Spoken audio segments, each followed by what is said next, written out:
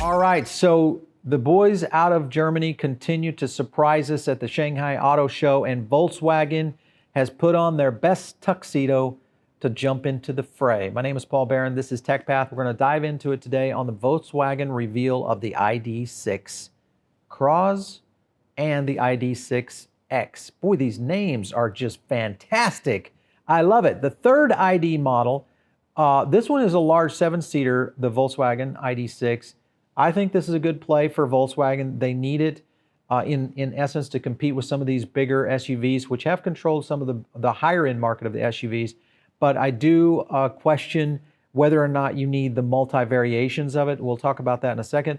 But this was developed specifically for the Chinese market. Now here's the question. Chinese market, 6-seater, 7-seaters. I don't know if there's something about the Chinese market that I don't understand, but most of these cities, if you're looking at cities, are much more, they're very tight. So wheelbase, size of vehicle, hard to move and navigate in some of these cities. Granted, it's a big space, China. So maybe that's the idea, is this is a city car that needs that kind of space for being able to haul. It's a people mover kind of thing, or possibly used as kind of Uber-esque type models. I don't know if the market is just perfect for this. I still feel like the ID.4 is the perfect play for Volkswagen on this, but it is based on the MEB-based model being introduced in the market with 2 versions by 2 separate joint ventures, just like the ID.4 CROZZ and the ID.4X, which is kind of going that direction. So the ID.6 CROZZ by the VW Volkswagen production plant in Foshan, and then the ID.6X by the SAIC Volkswagen production plant in Anting. So this one's going to come in at 30 centimeters longer than the ID.4, a little bit bigger, 19 to 21 inch rims. Love that. This is going to get some good ground clearance, but it is, I feel, going to be a road warrior for the larger SUVs. A second row of seats that you can be adjusted. Oh my gosh, we're adjusting the rear seats now. So I think the panoramic sunroof that basically opens up is available as an optional extra. I'm kind of curious if they're going to have, because this one comes without any physical buttons or switches, so I'm kind of curious if it's going to be something that is similar to the Mercedes technology on these gestures, which is the EQS. You can close the door with this. I hope that those gestures don't work while you're driving. Surely that's not the case, because I can imagine you're talking with your hands and you're just, waving at people and talking to your wife or your girlfriend, and next thing you know, the sunroof's flying open on a driving rainstorm. That would not be good. 12-inch display with a touchscreen. Okay, that's kind of a thing. Hello ID, voice control, innovative ID. I don't know what that is yet. We'll see. Light and a narrow strip light below the windscreen, which I think is kind of cool, kind of creates that, ambiance feel, even though I think that's still a little bit, kind of weird, especially up on the windscreen being the windshield.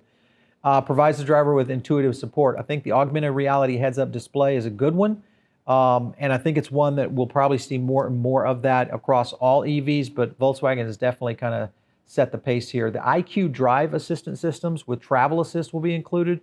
2 battery versions, a 58 kilowatt hour pack and a 77 kilowatt hour pack. So comparison on 77 kilowatt is similar to like a Model Y at 70 kilowatt hours.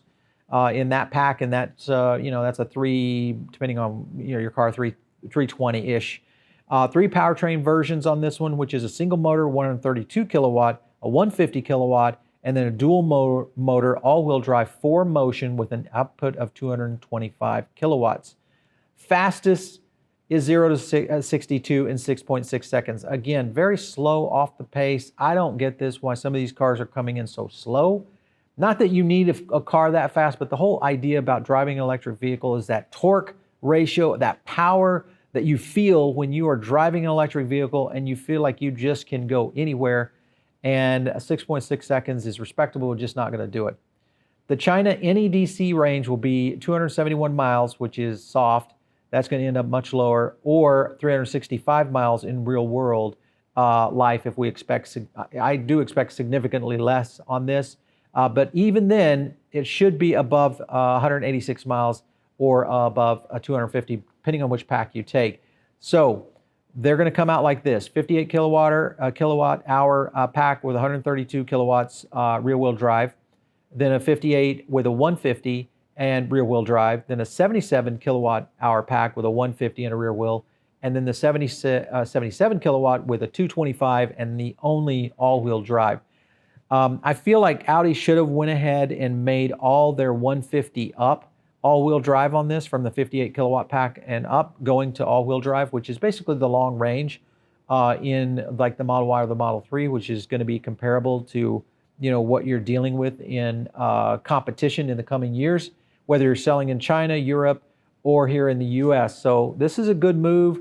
I still like and think that Volkswagen is on the right pace. I also like Audi in this hunt for EV domination from the Germans. I'm not so bullish yet on Mercedes and BMW. Those are the two brands that I feel are lacking a little bit, even though the Mercedes is making some good moves, don't get me wrong. But I feel like they are just a little bit behind, and especially, the battery tech. And I think that's where, if you watch the Volkswagen Battery Day, I think they did a good job on explaining how they were going to attack this, and also how they were going to deal with the future of the demand that they're going to need for vehicles. So I think Volkswagen's a good bet here. And I like this whole ID series, whether you're looking at the ID.4, which I still think is a good car. They've done some deals here recently with Motion and some of those other guys that are trying to put this out into Lyft. There's a lot of things happening from Volkswagen that I think we are yet to see, much less the supercharger network via, Charge America or Electrify America, that could really kind of reset the entire scope of the electric vehicle market here in the United States. So stay tuned right here. If you're checking all of this stuff out on the podcast, make sure and subscribe to the show over there. We normally don't have all of these visual versions of this, even though we do have guests on all the time. And sometimes I know you're listening to the podcast, and if it's an interview, it's perfect for you while you're driving your EV down the road with your, fully, beautiful moonroof type thing. But you can also go over to YouTube and subscribe to the channel and get all these sexy, beautiful images just by searching the Paul Barron Network, and you'll land on TechPath and all of this stuff that we're doing. Make sure and subscribe, like, and also share the channel if you think this is something that can help some of your buddies out. Again, if you have an idea for the show, shoot us an email to producer@riverbird.networks.com or hit me up on Twitter @PaulBarron. We'll catch you next time right here on TechPath.